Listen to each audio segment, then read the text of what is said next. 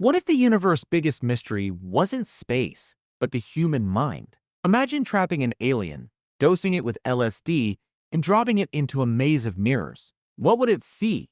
Most people think aliens are logical, but what if their brains are wired to interpret reality in ways we can't even fathom? Wait till you hear what happens when you mix that with a hallucinogen and infinite reflections. The mind is the last frontier, a labyrinth of thoughts, emotions, and perceptions that defy even advanced science. If we could crack it, we'd unlock secrets about consciousness itself, maybe even the nature of existence. But here's the twist. We're not just studying an alien's experience. We're peering into a mirror that reflects our own limitations. How do we know what reality is? What if our senses are just filters, shaping the world into something manageable, the whole truth? Now, imagine an alien whose neural architecture processes light, sound, and gravity in ways we can't comprehend. Their perception of a mirror maze wouldn't be a funhouse of confusion. It might be a kaleidoscope of infinite possibilities, each reflection a doorway to a different version of themselves. LSD, which warps human perception by altering serotonin receptors, could amplify that into something surreal. What if the alien doesn't see reflections at all? What if the alien doesn't see reflections at all?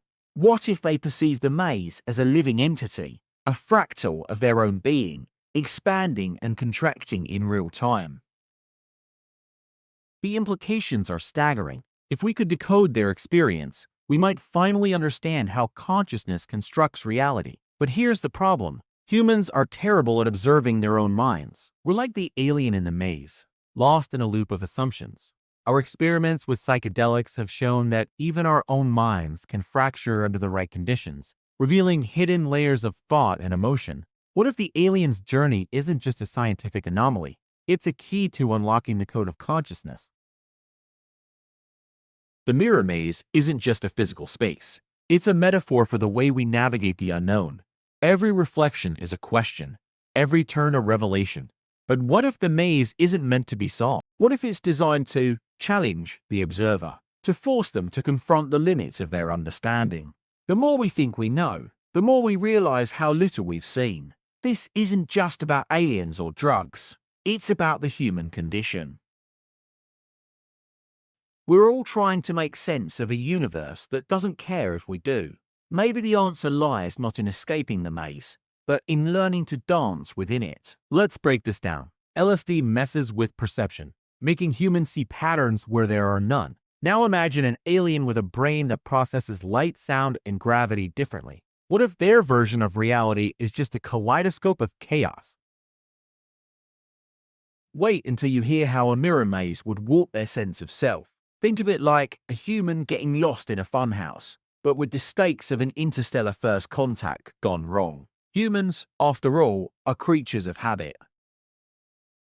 We rely on familiar patterns, shadows that move, echoes that fade, gravity that pulls us down. But an alien's neural architecture, it might not be built for linearity. What if their perception of space isn't three-dimensional, but fractal? What if their sense of time isn't linear, but recursive, looping endlessly like a Mobius strip? The mirror maze, with its infinite reflections, wouldn't be a puzzle to solve. It would be a rupture in their understanding of existence itself. Picture this. The alien steps into the maze, and instead of seeing a corridor of mirrors, they see a fractal of their own being, each reflection a version of themselves, each version slightly altered, each version questioning the others. To them, the maze isn't a physical space at all. It's a living, breathing extension of their consciousness, a recursive loop that challenges their identity. And then there's the LSD.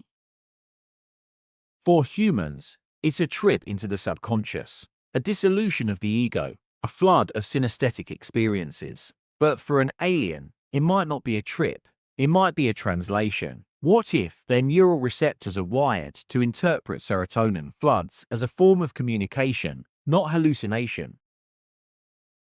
What if the drug doesn't distort their perception, but amplifies it, revealing layers of reality that humans can't even fathom? The stakes of this scenario are staggering. First contact isn't just about language or technology. It's about the raw, unfiltered exchange of consciousness.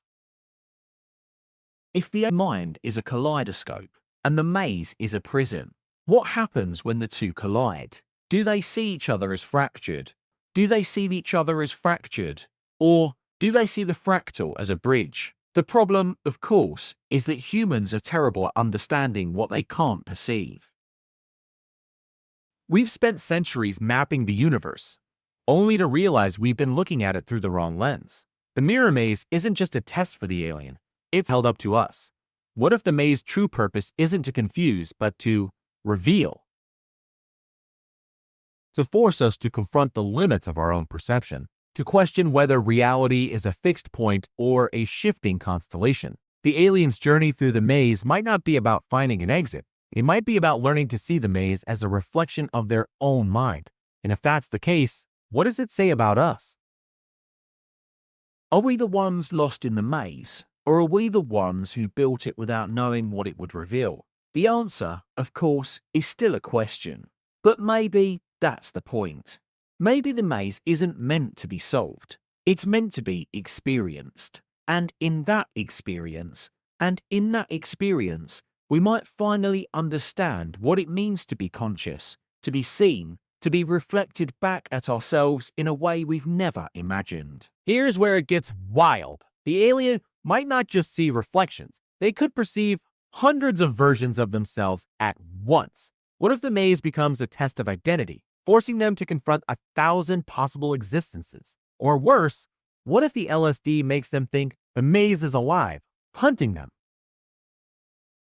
But here's the twist. What if the real experiment isn't on the alien, but on what does it say about humanity that we even try this? Let's unpack that. For centuries, we've treated the unknown as a puzzle to be solved, a frontier to be conquered.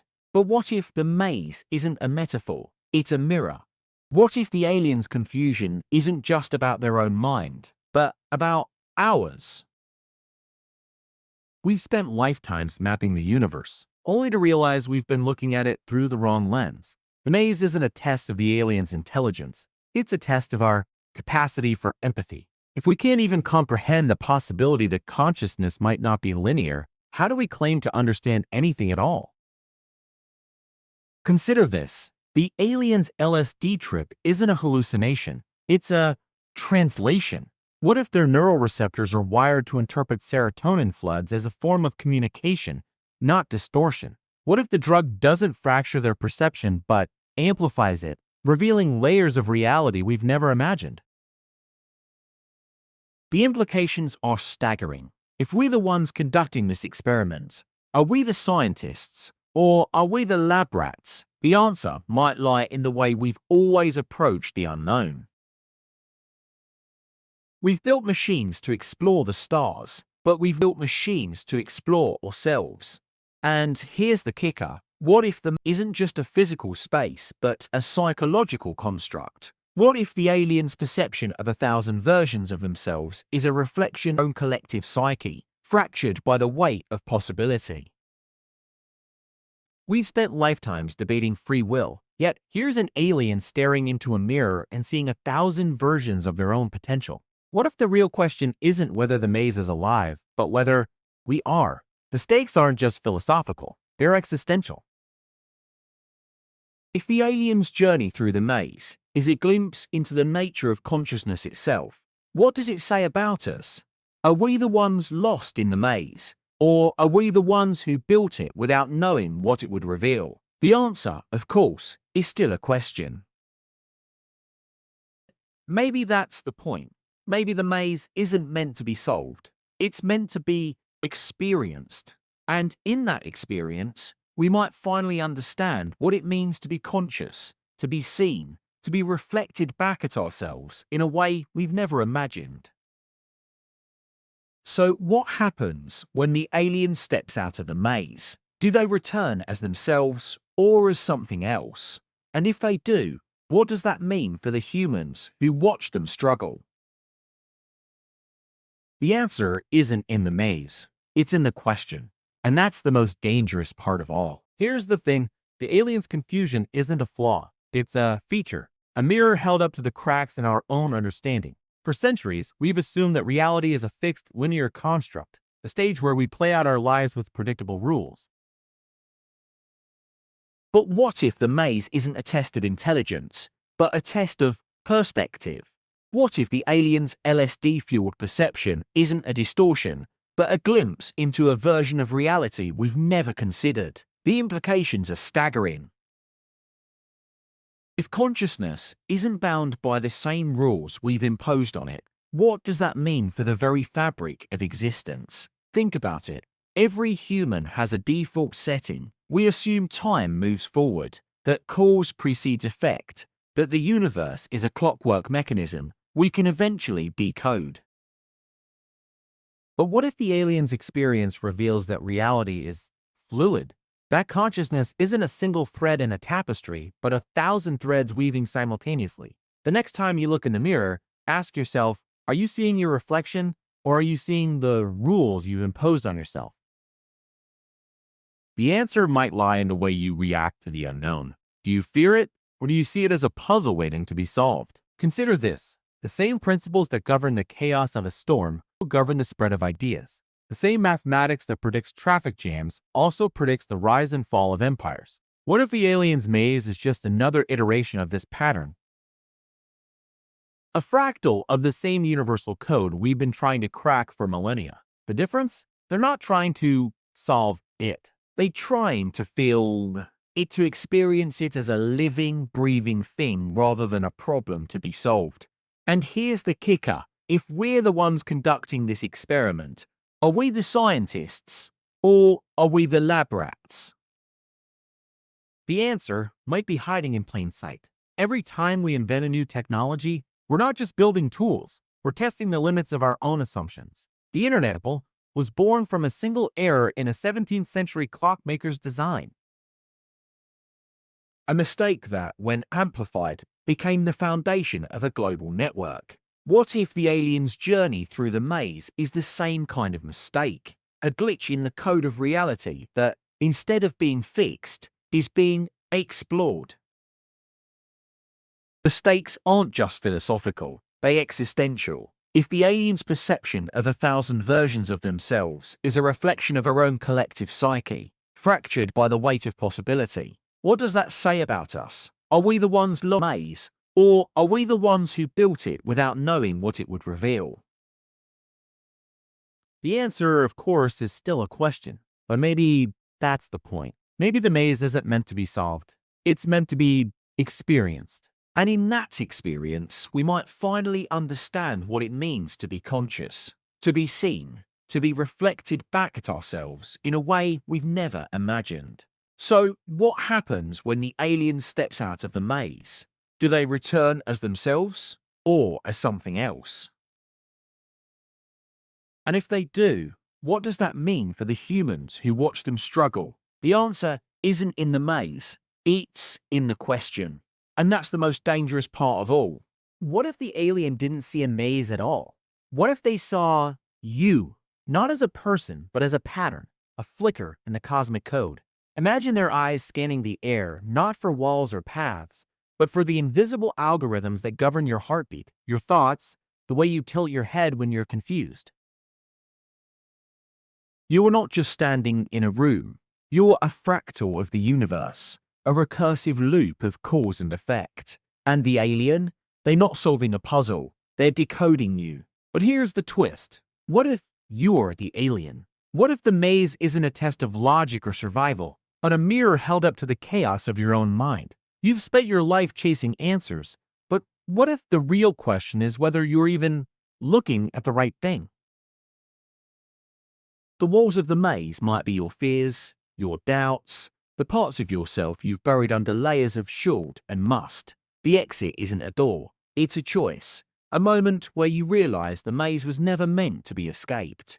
It was meant to be lived in.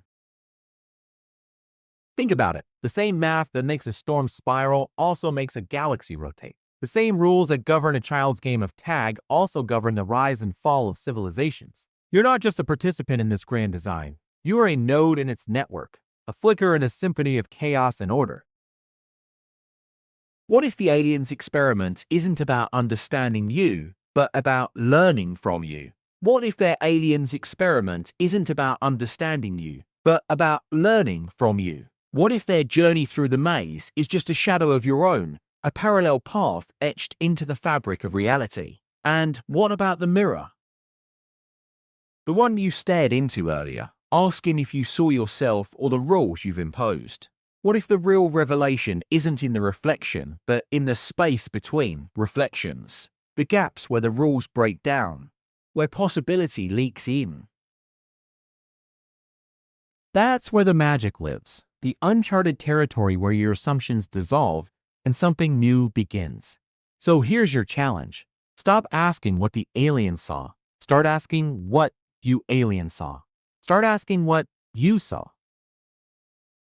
What patterns are you ignoring? What assumptions are you clinging to like a lifeline? The maze isn't a prison, it's a playground. And the exit. It's not a destination. It's a question. A question that's been waiting for you to ask it. If this has you thinking, drop your wildest theory in the comments. And if you want more of these mind-bending what-ifs, ones that'll make you question everything from your morning coffee to the meaning of time, hit subscribe.